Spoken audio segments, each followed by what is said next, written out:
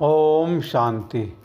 मुरली तारीख 1/4/2024। मीठे बच्चे, तुम्हारा यह जीवन देवताओं से भी उत्तम है, क्योंकि तुम अभी रचयिता और रचना को यथार्थ जानकर आस्तिक बने हो। प्रश्न: संगमयुगी ईश्वरीय परिवार की विशेषता क्या है जो सारे कल्प में नहीं होगी? उत्तर: इसी समय स्वयं ईश्वर बाप बनकर तुम बच्चों को संभालते हैं, टीचर बनकर पढ़ाते हैं और सद्गुरु बनकर तुम्हें गुलगुल फूल बनाकर साथ ले जाते हैं। सतयुग में दैवी परिवार होगा, लेकिन ऐसा ईश्वरीय परिवार नहीं हो सकता। तुम बच्चे अभी बेहद के सन्यासी भी हो, राजयोगी भी हो, राजाई के लिए पढ़ रहे हो। ओम शांति। यह स्कूल व पाठशाला है। किसकी पाठशाला है? आत्माओं की पाठशाला। यह तो जरूर है, आत्मा शरीर बिगर कुछ सुन नहीं सकती। जब कहा जाता है आत्माओं की पाठशाला, तो समझना चाहिए आत्मा शरीर बिगर तो समझ नहीं सकती। फिर कहना पड़ता है जीव आत्मा। अभी जीव आत्माओं की पाठशाला तो सभी है, इसलिए कहा जाता है यह आत्माओं की पाठशाला। और परमपिता परमात्मा आकर पढ़ाते हैं, वह है जिस्मानी पढ़ाई, यह है रूहानी पढ़ाई। तो जो बेहद का बाप पढ़ाते हैं, तो यह हो गई गॉड फादर की यूनिवर्सिटी। भगवान वाच है ना, यह भक्ति मार्ग नहीं है, यह पढ़ाई है। स्कूल में पढ़ाई होती है, भक्ति मंदिर ठिकानों आदि में होती है। इसमें कौन पढ़ाते हैं? भगवान वाच। और कोई भी पाठशाला में भगवान वाच होता ही नहीं। सिर्फ यह एक ही जगह है जहाँ भगवान वाच है। ऊँचे ते उस भगवान को एक ज्ञान सागर कहा जाता है, वही ज्ञान दे सकते, बाकी सब है भक्ति। भक्ति के लिए बाप ने समझाया है कि उससे कोई सद्गति नहीं होती। सर्व का सद्गति दाता एक परमात्मा है, वह आकर राजयोग सिखलाते हैं। आत्मा सुनती है शरीर द्वारा, और कोई नॉलेज आदि में भगवान उवास है नहीं। भारत ही है जहाँ शिव जयंती मनाई जाती है। भगवान तो निराकार है, फिर शिव जयंती कैसे मनाते हैं? जयंती तो तब होती है जब शरीर में प्रवेश करते हैं। बाप कहते हैं मैं तो कभी गर्भ में प्रवेश नहीं करता हूँ, तुम सब गर्भ में प्रवेश करते हो, 14 जन्म लेते हो। सबसे जास्ती जन्म यह लक्ष्मी नारायण लेते हैं। 14 जन्म लेकर फिर सावरा गावड़े का छोरा बनते हैं। लक्ष्मी नारायण कहो या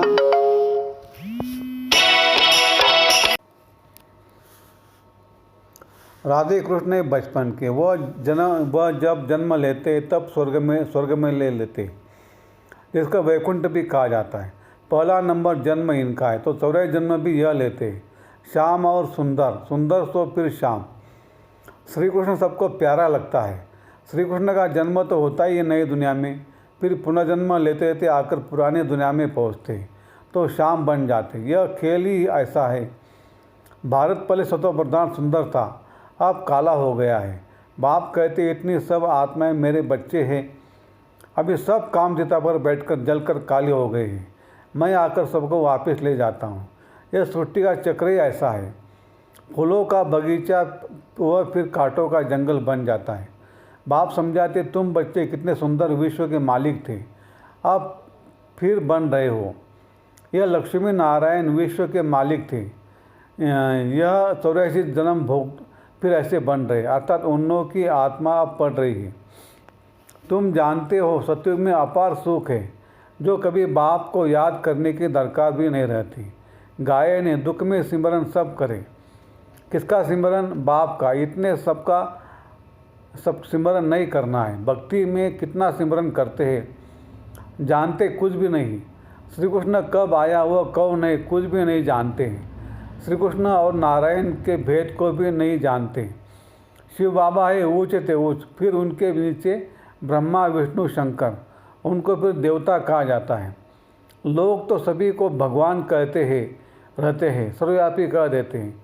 बाप कहते सर्वव्यापी तो माया 5 विकार है, जो एक एक के अंदर है। सतयुग में कोई विकार होता नहीं।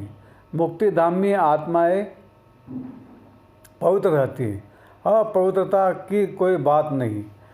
तो यह रचयिता बाप ही आकर अपना परिचय देते हैं, आदि मध्य अंत का राह समझाते हैं, जिससे तुम आस्तिक बनते हो।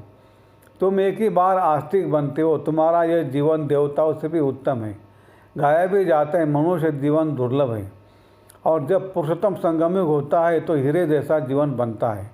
लक्ष्मी नारायण को हीरे जैसा नहीं कहेंगे, तुम्हारा हीरे जैसा जन्म है। तुम हो ईश्वरी संतान, यह है दैवी संतान। या तुम कहते हो हम ईश्वरी संतान हैं, ईश्वर हमारा बाप है, वो हमको पढ़ाते क्योंकि ज्ञान का सागर है ना, राजो सिखलाते हैं। यह ज्ञान एक ही बार पुरुषोत्तम संगम युग पर मिलता है। यह है उत्तम से उत्तम पुरुष बनने का युग, जिसको दुनिया नहीं जानती। सब कुंभकर्ण के अज्ञान नींद में सोए पड़े हैं, सबका विनाश सामने खड़ा है, इसलिए आप कोई से भी बच्चों को संबंध नहीं रखना है। कहते हैं अंतकाल जो श्री सिमरे, अंत समय में शिव बाबा को सिमरेंगे तो नारायण योनि में आएंगे। ये सीढ़ी बहुत अच्छी है, लिखा हुआ है हम सो देवता फिर सो क्षत्रिय आदि। इस समय है रावण राज्य, जबकि अपने आदि सनातन देव धर्मों को भूल और धर्मों में फंस पड़े हैं। यह सारी दुनिया लंका है, बाकी सोने की लंका कोई थी नहीं। बाप कहते तुमने अपने से भी जास्ती मेरी ग्लानि की है, अपने लिए 84 लाख जन्म लाख और मुझे कन कन में कह दिया है। ऐसे अपकारी पर मैं उपकार करता हूँ। बाप कहते तुम्हारा दोष नहीं है, यह ड्रामा का खेल है। सतयुग आदि से लेकर कलयुग अंत तक यह खेल है जो फिरना ही है, इसको सिवाय बाप के कोई समझा न सके। तुम सब ब्रह्मा कुमार कुमारियाँ हो, तुम ब्राह्मण हो, ईश्वरी संतान, तुम ईश्वरी परिवार में बैठे हो। सतयुग में होगा दैवी परिवार। इस ईश्वरी परिवार में बाप तुमको संभालते भी है, पढ़ाते भी, फिर गुलगुल बनाकर साथ भी ले जाएंगे। तुम पढ़ते हो मनुष्य देवता बनने के लिए, ग्रंथ में भी है मनुष्य देवता किए, इसलिए परमात्मा को जादूगर कहा जाता है। नर्क को स्वर्ग बनाना जादू का खेल है ना। स्वर्ग से नर्क बनने में 84 जन्म, फिर नर्क से स्वर्ग चपटी में सेकंड में बनता है। 1 सेकंड में जीवन मुक्ति। ये मैं आत्मा हूँ, आत्मा को जान लिया, बाप को भी जान लिया, और कोई मनुष्य यह नहीं जानते कि आत्मा क्या है। गुरु अनेक है, सद्गुरु एक है। कहते सद्गुरु अकाल, परम पिता परमात्मा एक ही सद्गुरु है, परंतु गुरु तो ढेर है, निर्विकारी कोई है नहीं। सब विकार से जन्म लेते हैं। अभी राजधानी स्थापन हो रही है, तुम सब यहाँ राजाई के लिए पढ़ते हो। राजयोगी हो, बेहद के सन्यासी हो, वो हठयोगी हठ के सन्यासी। बाप आकर सभी की सदगति कर सुखी बनाते हैं। मुझे ही कहते सद्गुरु अकाल मूर्त। वह हम घड़ी घड़ी शरीर छोड़ते और लेते नहीं, काल नहीं खाता। तुम्हारी भी आत्मा अविनाशी है, परंतु पतित और पावन बनती है, निर्लेप नहीं है। ड्रामा का राज भी बाप ही समझाते हैं, रचयिता ही रचना की आदि मध्य अंत का राज समझाएंगे ना। ज्ञान का सागर वही एक बाप है, वही तुमको मनुष्य देवता डबल सिद्धांत बनाते हैं। तुम्हारा जन्म कौड़ी जैसा था, अब तुम्हें हीरे जैसा बन रहे हो। बाप ने हम सो हम का मंत्र भी समझाया है। वह कह देते सो आत्मा सो परमात्मा, परमात्मा सो आत्मा, हम सो हम। बाप कहते आत्मा सो परमात्मा कैसे बन सकती है। बाप तुमको समझाते हम आत्मा इस समय तो ब्राह्मण है, फिर हम आत्मा ब्राह्मण सो देवता बनेंगे, फिर सो क्षत्रिय बनेंगे, फिर शूद्र सो ब्राह्मण। सबसे ऊंचा जन्म तुम्हारा है, यह है ईश्वरी घर। तुम किसके पास बैठे हो? माता पिता के पास। सब भाई बहन हैं। बाप आत्माओं को शिक्षा देते हैं। तुम सब हमारे बच्चे हो, वर्षे के हकदार हो, इसलिए परमात्मा बाप से हर एक वर्षा ले सकते हैं। बूढ़े छोटे बड़े सबको हक है बाप से वर्षा लेने का। तो बच्चों को भी ये समझाओ, अपने को आत्मा समझो और बाप को याद करो तो पाप कट जाएंगे। भक्ति मार्ग वाले इन बातों को कुछ भी समझेंगे नहीं। अच्छा, मीठे मीठे सिकल दे बच्चों प्रति माता पिता बाप दादा का याद प्यार और गुड मॉर्निंग। रूहानी बाप की रूहानी बच्चों को नमस्ते। हम रूहानी बच्चों की रूहानी बाप दादा को याद प्यार गुड मॉर्निंग और नमस्ते। रात्रि क्लास। बच्चे बाप को पहचानते भी है, समझते भी है कि बाप पढ़ा रहे हैं, उनसे बेहद का वर्षा मिलना है। परंतु मुश्किलात ये है जो माया भुला देती है, कोई न कोई विघ्न डाल देती है जिससे बच्चे डर जाए। उसमें भी पहले नंबर में विकार में गिरते, आंखें धोखा देती है। आंखें कोई निकालने की बात नहीं। बाप ज्ञान का नेत्र देते हैं, ज्ञान और अज्ञान की लड़ाई चलती है। ज्ञान है बाप, अज्ञान है माया। इनकी लड़ाई बहुत तीखी है। गिरते तो समझ में नहीं आता, फिर समझते मैं गिरा हुआ हूँ, मैंने अपना बहुत अकल्याण किया। माया ने एक बार हराया तो फिर चढ़ना मुश्किल हो जाता है। बहुत बच्चे कहते हम ध्यान में जाते, परंतु उसमें भी माया प्रवेश हो जाती है। पता भी नहीं पड़ता है। माया चोरी कराएगी, झूठ बुलवाएगी। माया क्या नहीं कराती है, बात मत पूछो। गंदा बना देती है, गुलगुल बनते बनते फिर चीची बन जाते हैं। माया ऐसे ज़बरदस्त है जो घड़ी घड़ी गिरा देती है। बच्चे कहते बाबा हम घड़ी घड़ी भूल जाते हैं। तदबीर कराने वाला तो एक ही बाप है, परंतु किसकी तकदीर में नहीं है तो तदबीर भी कर नहीं सकते। इसमें कोई की पास खातरी भी नहीं हो सकती। न एक्स्ट्रा पढ़ाते हैं। उस पढ़ाई में तो एक्स्ट्रा पढ़ने लिए टीचर को बुलाते हैं। यह तो तकदीर बनाने के लिए सभी को एक रस पढ़ाते हैं। एक एक को अलग कहाँ तक पढ़ाएंगे, कितने ढेर बच्चे हैं।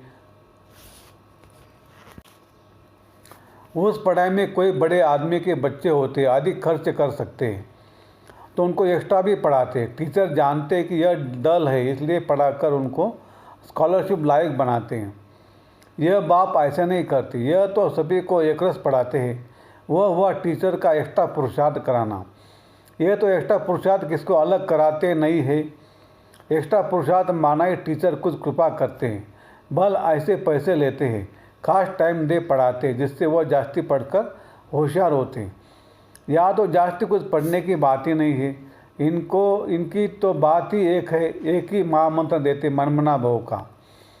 याद से क्या होता है यह तो तुम बच्चे समझते हो। बाप ही पतित पावन जानते हो। उनको याद करने से ही हम पावन बनेंगे। अच्छा, गुड नाइट। धारणा के लिए मुख्य सार। 1, सारी दुनिया आप कब्र दाखिल होनी है।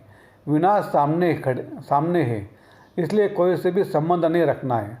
अंत काल में एक बाप ही याद रहे।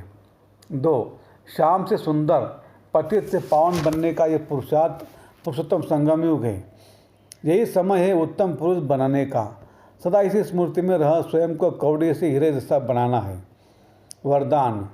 ज्ञान धन द्वारा प्रकृति के सब साधन प्राप्त करने वाले पद्मा पदम पति भव। ज्ञान धन स्थूल धन की प्राप्ति स्वतः कराता है। जहाँ ज्ञान धन है वहाँ प्रकृति स्वतः दासी बन जाती है। ज्ञान धन से प्रकृति के सब साधन स्वतः प्राप्त हो जाते हैं। इसलिए ज्ञान धन सब धन का राजा है। जहाँ राजा है वहाँ सर्व पदार्थ स्वतः प्राप्त होते हैं। यह ज्ञान धन ही पद्मा पदम पति बनाने वाला है। परमार्थ और व्यवहार को स्वतः सिद्ध कराता है। ज्ञान धन में इतनी शक्ति है जो अनेक जन्मों के लिए राजाओं का राजा बना देती है। स्लोगन। कल्प कल्प का विजय हूँ। यह रूहानी नशा इमर्ज हो तो मायाजीत बन जाएंगे। अच्छा, ओम शांति शांति शांति। शुक्रिया बाबा, शुक्रिया आपका, लाख लाख शुक्रिया। Thank you thank you thank you.